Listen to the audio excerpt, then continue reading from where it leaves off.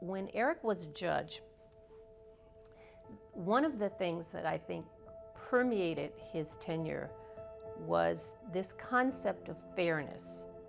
Everybody really liked Eric and had a lot of respect for him. And I used to always think, I was like, how can prosecutors and defense attorneys like you, you know? But you learn that fairness isn't a zero-sum game. I remember him talking about his experience when he was a Superior Court judge here in the District of Columbia. And he was required, because of the mandatory minimum sentencing in place, to sentence so many young African American men to literally decades in prison for drug crimes. And he saw the impact that that had not only on them, but on their families and on their communities. The crack epidemic had hit the District of Columbia, and he cared obviously very much about the public safety of the citizens of the District of Columbia. There were conditions that were breeding crime, and he realized that just locking defendants up without appropriate treatment programs and chances for rehabilitation perhaps was not the answer. I remember a particular case. It was a 12-year-old who was in gang activity and had shot and killed another very young person. I think it might have been another 12-year-old. And that case really, really moved him. I chose Eric Holder because of his very distinguished career in the Justice Department with the Public Integrity Section, and his career as a Superior Court judge, the trial court judge here in the District of Columbia. He seemed to understand that this local responsibility, which, by the way, is the predominant responsibility for the U.S. Attorney for the District of Columbia, was something he had to rethink and make sure fit. He really, I think, transformed the way that office conducted business. Prior to Mr. Holder becoming U.S. Attorney, the office seemed somewhat detached from the community.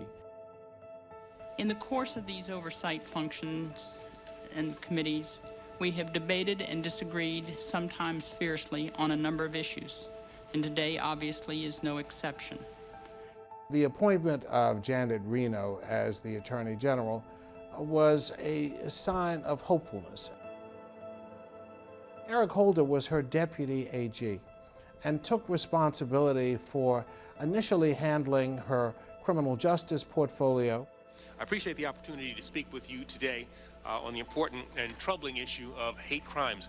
As you know, we, among other things, tried to advance the passage of the Hate Crimes Prevention Act, now known as the Matthew Shepard James Byrd Hate Crime Prevention Statute. And so we were able to work with Eric Holder, to work with Janet Reno, to try to advance those concerns. And for that reason, I think he deserves to be recognized as one of our greatest public servants. When Obama chose to appoint Eric Holder as his Attorney General, we did not know at the time that he was really making a significant contribution to reshaping American history, and most especially the history of civil and human rights.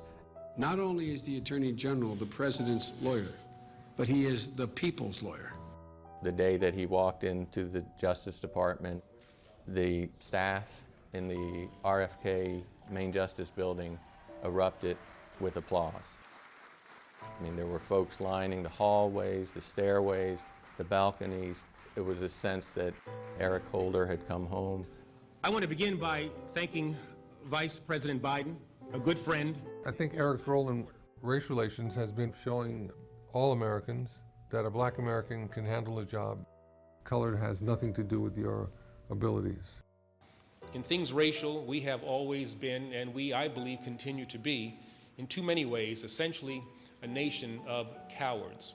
The speech he gave to the employees of the Justice Department about the importance of Black history and its role in achieving justice in America. He believed that real change, lasting change, began with confronting the hard truths that may have stood as barriers to advancing your goals. We saw this in last year's election with countless attempts to suppress the vote of communities of color. Minorities, those who will never have the political power to protect themselves fully through the political process. That, for me, is the most important thing the Justice Department can do. The day the Shelby versus Holder case was decided, the case in which the Supreme Court struck down a key provision of the Voting Rights Act, Eric Holder convened a number of civil rights leaders in his office. Using his lawyers aggressively in the Civil Rights Division to defend voting rights, I made a powerful statement. You know, Eric understood that voting is the language of democracy. You know, if you don't vote, you don't count. My father acted as someone who wasn't afraid to be an agitator. My dad has really impressed upon me that you should always do the right thing. No justice, no peace! Protesters of different ages and races demanding answers in the shooting death of 18-year-old Michael Brown at the hands of a policeman. One of the things that is seared into my memory is when he went on behalf of the president to Ferguson after Michael Brown was killed. Holder arrived in St. Louis this morning. He met with students, community leaders, and to watch him sit down with grieving mothers and family members, to watch him put his arms around them and embrace them. His full impact on Ferguson may never be properly written, but it is written in the hearts of probably everybody that lives there. He will live in so many African American men for generations yet to come. And his impact will have a tremendous effect on generations yet unborn.